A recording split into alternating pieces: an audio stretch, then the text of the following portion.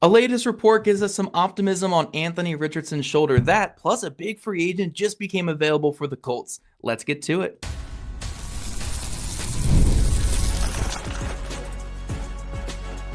You are Locked On Colts, your daily Indianapolis Colts podcast.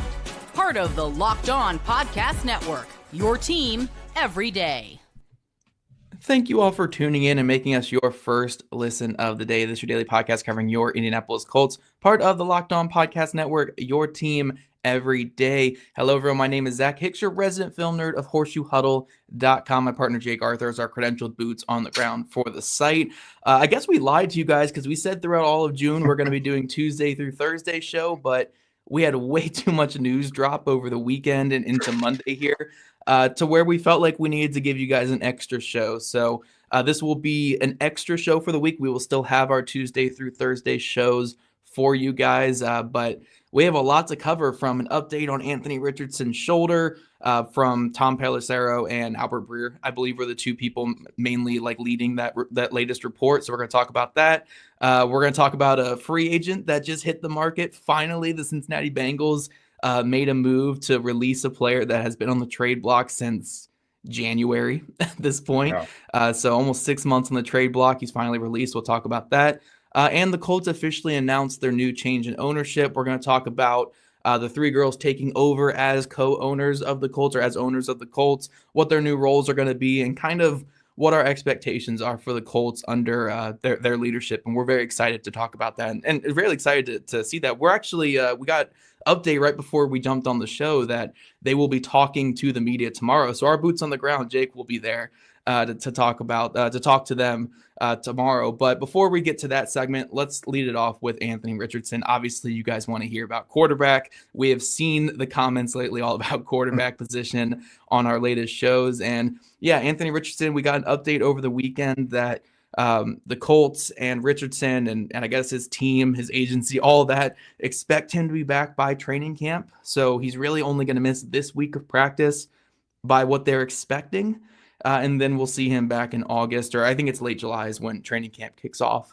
We'll see him back on the field. But Jake, we'll talk through our thoughts and feelings. So we haven't even really properly, we had a little Locked On short that we did, but we haven't really talked too much about the new injury with Richardson. But does this change anything for you? Are you now not concerned about this competition because he's only going to miss 3 practices, or is it still kind of maintain that concern that you had in that Locked On Down video last week? Yeah, no, I don't think there's any reason for concern to ease up by any means. Now, some people have looked at this to where it's they're just being cautious, yada, yada, yada. He was just doing it because he was overworking everything. It's okay, that's one thing, but this is just another thing on top of all the other things. He's been given such a long leash because people are so desperate for the quarterback to work out. And it's man, quarterback is just, you cannot just be playing chicken with injuries all the time. You have to know what's going on with your quarterback. So certainly it does. I mean, this is not supposed to be some big long-term thing. There's been kind of conflicting reports. Tom Pelissero said, I'm assuming he talked to someone either, within the Colts or in Anthony's camp, that said he's going to 1,000% be ready for training camp. I think Albert Breer said within, a week or, inside a week or two of training camp. And Jeremy Fowler also said just rest in and, it's all going to be good and everything. So there's probably some truth mixed in within all that. They report on July 22nd to Grand Park there in Westfield. And he could be put on active PUP, and then they can take him off the list anytime and get him practicing again. So he could miss some time, but I think where we went into this thing with him being the incumbent and the leader in the clubhouse, and it was kind of his job to lose, to me, I think it kind of flips at this point. Daniel Jones is going to get, so he got all of last week as the QB1 because Anthony's injury happened 2 weeks ago now. So he got all of last week during the final week of OTAs as the QB1. He's going to get all of minicamp this week as QB1. So it's not some huge difference in snaps, but that's 2 weeks where he was the guy. And just for the sake of momentum and all that stuff, I think you probably start him out as the guy now that's got the edge as QB1, because another part of this is they're also not just going to put a full workload on Anthony's lap when he does get back. Yeah. They're probably going to ease him in a little bit. And so at this point, it almost feels like it's Daniel Jones's job to lose, because he will have gotten so much more work by the time Anthony is full go again.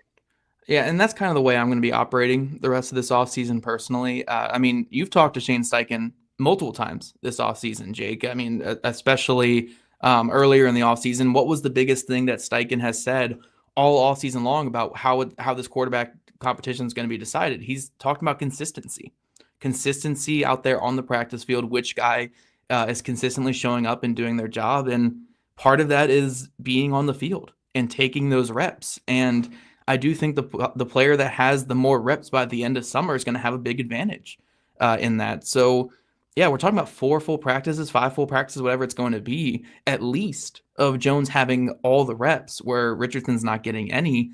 And on top of that, it's not like they only gave Daniel Jones a Gardner Minshew contract. They gave him $18 million to come here, So even if we were saying a lot earlier in the offseason, like a lot of that's just for showmanship and putting the pressure on, it's not all showmanship. There has to be some elements of that where we think this guy can actually play a little bit, much to my chagrin, obviously, from a lot of my comments on this show. But I do think this is Daniel Jones' job to lose going forward. And I want to go back to the point that you made, Jake, about how we have been kind of shrugging off the injuries with Richardson. I think we're victim to that too, Jake, on this show. Like for 2 years now, we've shrugged off a lot of it, saying, "Oh, concussions happen with quarterbacks." Unfortunately, it happens.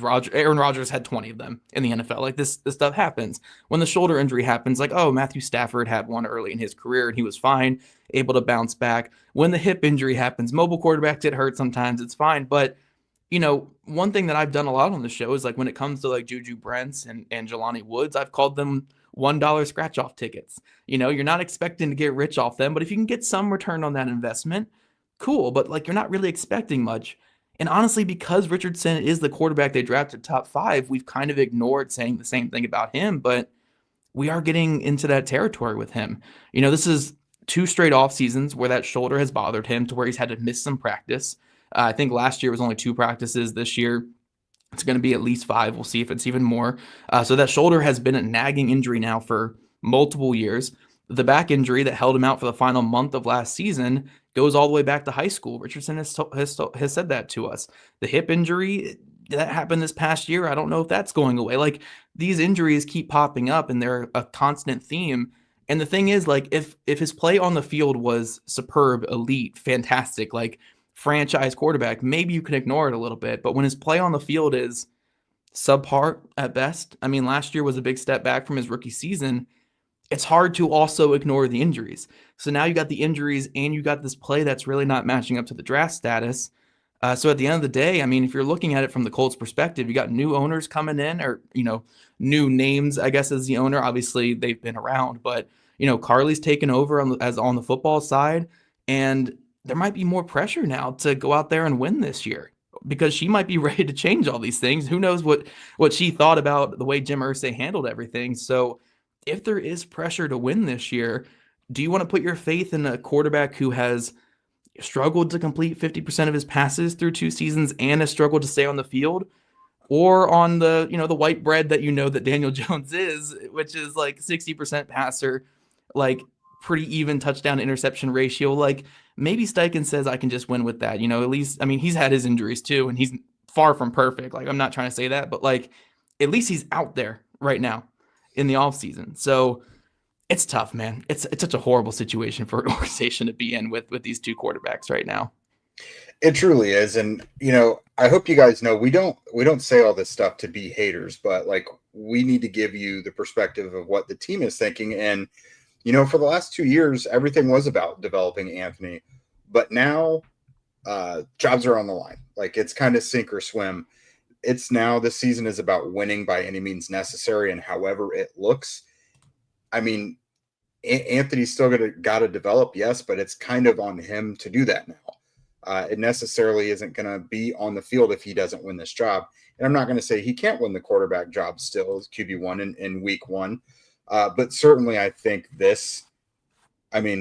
number one, he's not on the field right now to compete for the job. Number two, how does anybody in that building have a lot of confidence to shake this off, this latest setback off?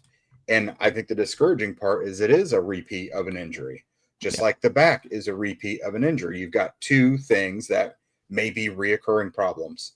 And I just think that's a really hard pill to swallow and overlook. Certainly, Anthony is one of the more talented, gifted quarterbacks we've seen. And if it all works out, that's awesome. He has all the potential in the world. But you cannot sit around and wait for what if forever. This team has got to win games now.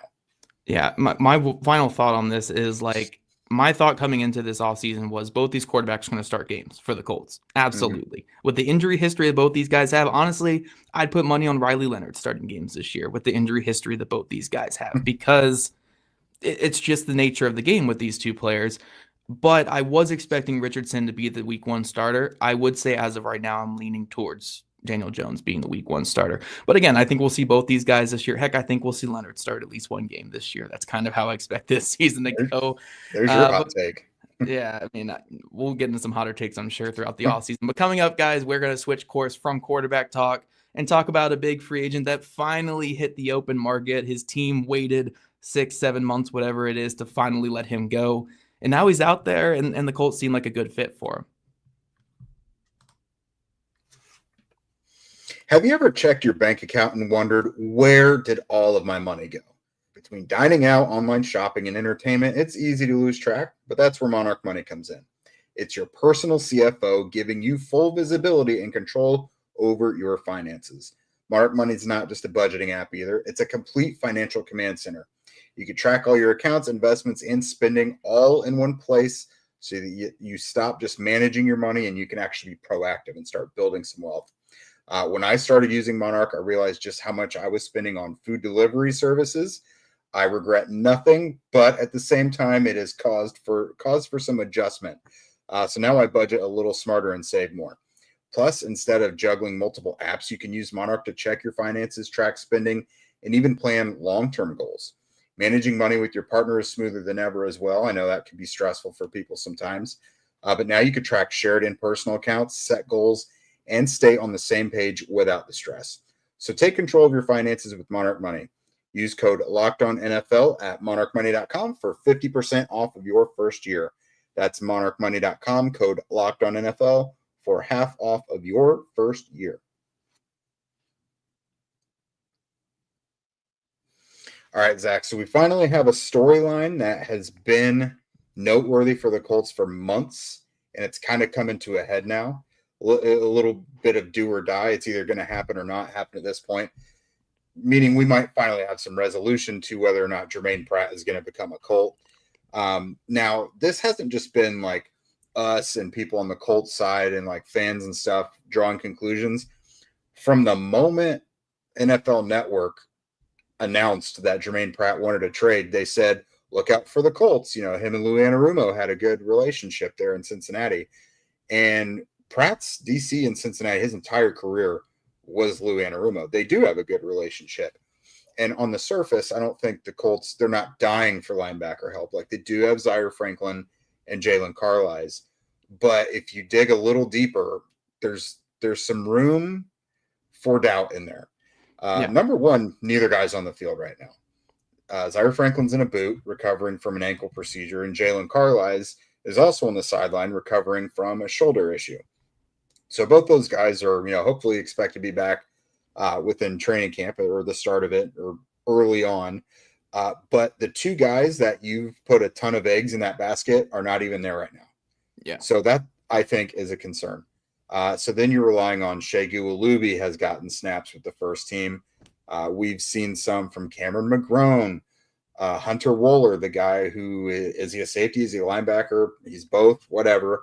But like realistically, injuries happen in the NFL. Someone's going to miss a game. Like, is that a group that you absolutely love? So you can kind of go from a group where you're like, we're kind of rolling the dice here. But if you add Germaine Pratt, it's a little luxurious then at that point, because you've got 3 guys you would be happy to start, but at least you've got options. You have fallback options if someone gets hurt. Yeah, I'm of two minds when it really comes to this potential move, or this move that's been whispered about for, again, 6 months now at this point. I think Germaine Pratt requested a trade back in January. So again, we're sitting here in June. He's finally been released by the Bengals. Love how the Bengals do everything there when it comes to, putting things in motion there. But I think on one hand, like we talked about a lot on this show this offseason, especially you, Jake, that you're not a fan of this linebacker group going into the year, especially with the injury history. And I've had my fair share of doubts when it comes to Jalen Carlie being a full-time starter this next season, only 2 years removed from being a safety his entire career in college. So I do think there are concerns with the linebacker room, and I do think Germaine Pratt does raise the floor a little bit. This is a guy who's been there, done that for 6 years, has playoff experience, has the experience in this system in a similar role with Lou Anarumo. My big fear really is he's so redundant with Zaire Franklin. They're both at their best when they're see ball, get ball type guys, when they are, not really guys who have to be like that, the best in coverage, or have to be these guys who can feel out things behind them. I do think Franklin's a better cover guy than people give him credit for, but by no means is he some superstar coverage linebacker or anything like that. So you're getting 2 like attack linebackers who probably play the exact same role in this defense. And I don't know how that would really fit, especially when you factor in both these guys had concerns last year when it came to missed tackles, when it came to filling wrong gaps, when it came to just a lot of mistakes in the run game, and then over pursuit in the passing game as well that led to some plays behind them. I would be a little nervous with both them on the field, even if I think it might be better than, multiple games started from Sekou Alubi or from Cam McGrone or Liam Anderson or whoever it would be out there if Jalen Carlie is unable to hold down that job. So, yeah, I think it would raise the floor a little bit. I'm not sure how much better the ceiling would be. Maybe a good way to rectify all that would be on base downs. You have Pratt and Franklin on the field, and then in sub packages, you get Carlie's out there with one of those 2, preferably Franklin, because he's the higher paid guy and the all-pro guy from last year. But I don't know if Pratt would be interested in that. Maybe he goes to a team that is willing to play him all 3 downs. So there is some kind of push-pull with this here. But overall, it doesn't hurt to have familiarity when you have a new defensive system coming over. The Colts haven't brought in many Bengals. I don't think they brought in any Bengals guys outside of Joe Bacci, I think is how you say his name, from the Bengals at linebacker as well. So who knows if he even makes the team. So they could just use the experience there. I'm curious to see what his price tag is going to look like, because I'm assuming it's going to be a 1-year deal on the open market here. Is it in like the $4 to $5 million range, which the Colts certainly have the money for that? Or are teams desperate for an experienced guy at linebacker and someone's willing to go up to like 8 or 9 million in 1 year for him? Like, I am curious to see what that contract looks like, but again, a bit redundant with Franklin, but he is a floor raiser, I guess, for a defense that really only has that one big weakness at other linebacker next to Zaire Franklin. Yeah, I'm not by any means necessary on this one. I'm for it under the right circumstances. Just like you said, he has to accept the role that the Colts might be willing to provide, which I think they fully are prepared to let Jalen Carlie be the will. I think they really, really like him, and that they want to see him play 1,000 snaps or whatever it is. So if he is willing to have some sort of specialized role where he probably plays more than a normal Sam linebacker would play in this instance, because we're being kind of led to believe that we're never going to see the Sam in this defense for the most part, which is maybe true. So if you can guarantee him a little more playing time, like you mentioned, him and Zaire on early downs, on obvious rundowns, and have Carlie's in there, when it's passing situations, which I guess would be more traditional base defense. Like that's how it normally would go. If he's willing to do that, sure. And, if you're paying him like $4.5 million, that's probably an appropriate role. But yeah, in terms of like where his performance dipped last year, I mean, the good news is they have his defensive coordinator. If it was a true problem with Pratt, then Anarumo's going to know about it. And if it was something where, we've seen this with the Colts defense before. You're having to overcompensate for things for other like younger players who are out of position, and everything just kind of went downhill. Then maybe that's why. But yeah, Anarumo should know what was behind his struggles, and if they're not interested, then that would be pretty telling. Yeah, I do think, when it comes to a player like Germaine Pratt, one thing to correct too, or not correct, but just add on to what you said, there really won't be a Sam linebacker this next season. Right. If they do have like Sam looks, it'll probably be one of the linebackers dropping down and probably a safety coming in. That'll be like their base 3 linebacker look, and it'll probably be like a Hunter Wohler coming in, who's a hybrid safety. So what they did the other day was Nick Cross came down into the box, and then Rodney Thomas was back there with Cam Bynum. Right. Yeah. So that's more of what we would see. We won't see the 3 linebackers on the field really at all this next season. So it does get difficult. But the thing that Germaine Pratt's going to be looking at here with this 1-year deal he's going to take is what's the best place for me to make the most money in next free agency. How can I sell myself the most? Is it getting back with my old defensive coordinator, even in a lesser role, or going to a team that has no linebackers and playing a bigger role and showcasing myself there? So he'll have a lot of things to weigh. I do think the Colts are an option for him. We'll see if they ultimately get it done. And maybe it'll shut Jake up finally about this linebacker position this offseason here. He's tired of watching. Yeah, he's tired of watching training camp start. That's what it is. But coming up, guys, we have more Colts news to talk about because, of course, again, we had to throw in this show with all the Colts news. The Colts announced their change in ownership. The 3 girls taking over as owners of the Colts. We're going to talk about their new roles and exactly what to expect from them going forward.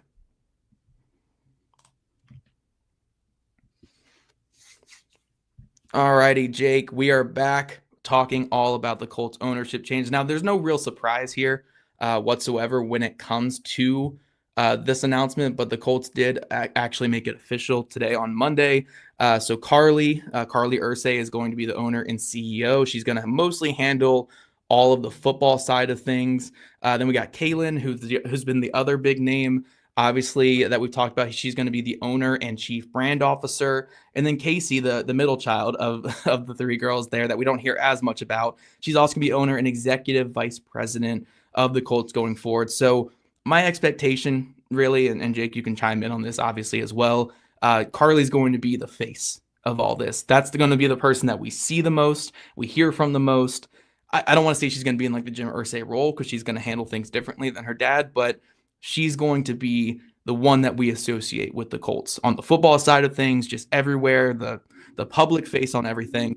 Kalen will more so be a lot on the media side behind the scenes with all that stuff and operating from a similar capacity that she's been in doing the last couple of years. And same with Casey as well as the executive vice president that obviously has to okay a lot of things. But going forward, it's going to be Carlie that is the main figurehead of this Colts organization. Yeah, that's kind of my understanding as well. Now, it may be Kalen that we see out in the open most often because that's kind of how it's been. Carlie kind of operates in the shadows a little bit, other than being seen on the sideline and stuff. But when you see someone give an interview or they're in some video or something, it's usually Kalen.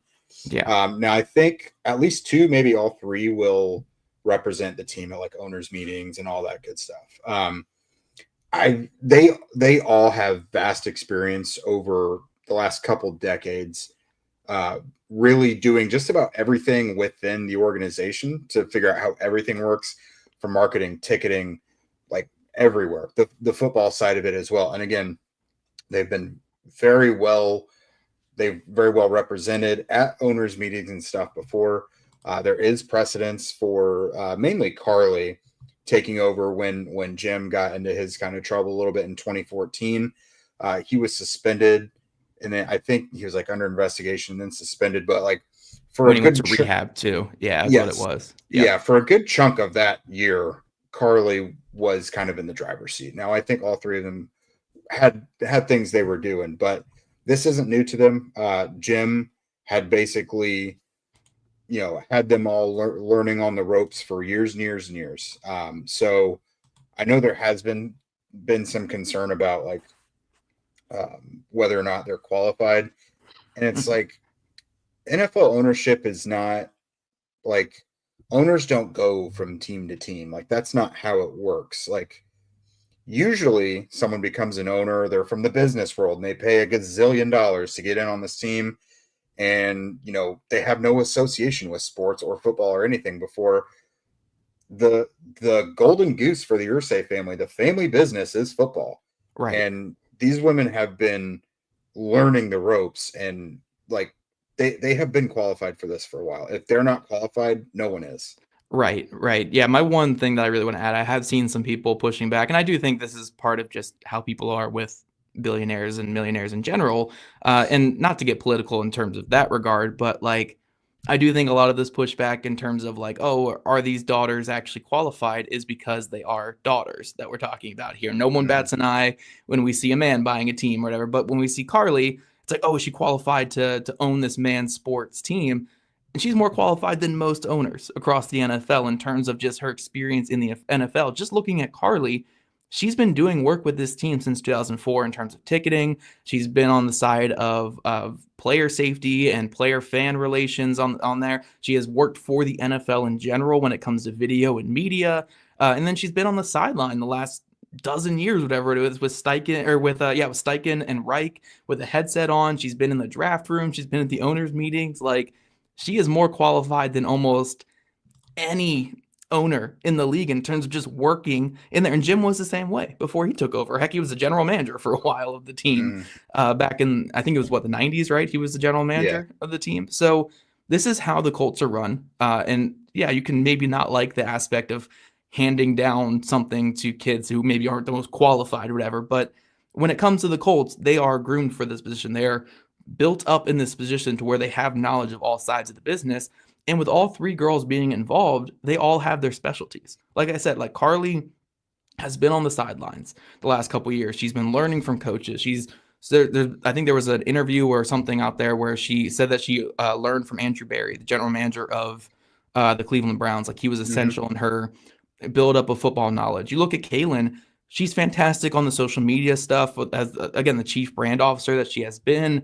We have on a comment here as well, like on the philanthropic side, they've been doing the kicking the stigma and all those things on the side. And Kalen's been a really big part of that her whole time. And Casey's obviously had her role as well with the organization. So like, these girls are very qualified for what they're doing. And I'm excited to hear them talk tomorrow, because this is what we're going to see from the Colts going forward. I do think there are questions in terms of, how are they going to differentiate themselves and also endear themselves to the fan base like Jim did. Like Jim Irsay was such a polarizing figure in the NFL for a long time, for good and bad reasons. Like, obviously there was what happened in the early 2010s with him, but by and large, this was a very philanthropic person, well loved by Indy in general. And I think for the most part, people have a lot of great thoughts and feelings about this guy. So how do they kind of navigate that endearing side of Jim, but maybe separate themselves from the nostalgic side of Jim, and maybe the, keeping a general manager around for 10 years side of Jim that we saw, really. So I am very excited to hear them talk tomorrow. I think these girls are very qualified.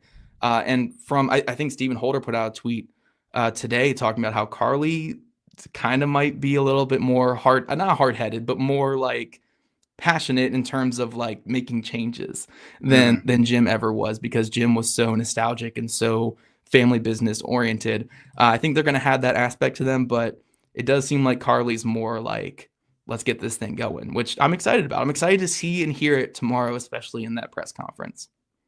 Yeah, I don't know the specifics yet, but my understanding is that like the way things are done might change a little bit. Certainly they would love to do their father proud and get this thing going back on the right track. And I mean, they're going to make their own decisions and how to do that. Like, they're not just going to go back in this whole scroll of what would Jim do. Like, they're going to have their own opinions on how things should be done. So who knows what we'll see changed moving forward, but I do think this is an important season, obviously, for everybody involved. I think regardless, wins have got to come. Like, this team has got to get back on the right track. And yeah. I don't know. Like you said, I'm excited to see what changes, though. I mean, it's certainly not the way you want it to happen, but change can be good sometimes. I think, fresh new perspective could certainly help. But yeah, I think they'll do a really good job. This has been a very family oriented business. They've been in this community for forever. Again, they grew up here. Like, I think this is good. There's good feelings coming in with this versus some billionaire who owned a tech company or is from Wall Street or whatever and just doesn't know what he's doing, coming in and randomly buying a team and trying to run it like a business, but he's impatient, doesn't know. I'm not thinking any specific examples here, but you know what I mean? Like these women know what they're doing. So yeah, I think it's gonna be good. Yeah, I'm very excited, honestly. Like maybe it might seem like I'm fanning here, but I'm very excited. Like I think honestly, if you look at across the NFL, I think Carlie and Kalen probably know football better than most of these owners. I mean, Carlie's lived and breathed it the last couple of years. Yeah. I've seen her I've seen her play sheet that she has on her with the headset on and like, you know, she's another coach on the field there, and she was in the draft room this year. Like, I really think that she's going to be a big part of this stuff going forward, and Kalen as well. Like, I've always been impressed with what they've done on the side of away from football with this organization. I've always been impressed with that with Jim as well when he was alive. So yeah, I think that they're going to be fantastic for the Colts, and I'm really excited to hear them tomorrow. But that's where we're going to leave it off here today, guys. Again, Jake will be back here tomorrow, obviously with videos, hopefully with videos of the press conference tomorrow, and then we're going to obviously talk about it all, and also the OTAs that are happening, or the mini camps that are happening this week. We're going to have that all covered here on Locked On Colts. So thank you for making Locked On Colts your first listen today and every day. Now for your second listen, check out Locked On NFL Scouting. The NFL draft is over, but the roster moves and news never stop. Host Kyle Krabs and Joe Marino will make you the most informed NFL fan this offseason. Find Locked On NFL Scouting on YouTube or wherever you're listening to your podcast. And if you want to become a Locked On Colts insider and chat with us directly and get that insider scoop, follow the link in our show notes. And if you don't already, make sure you're following at Locked On Colts, at Jake Arthur NFL, and at Zach Hicks 2, all on Twitter. Also, subscribe to us on YouTube or wherever you listen to your podcast. We love your guys' ratings, reviews, and we'll catch you guys back here tomorrow afternoon.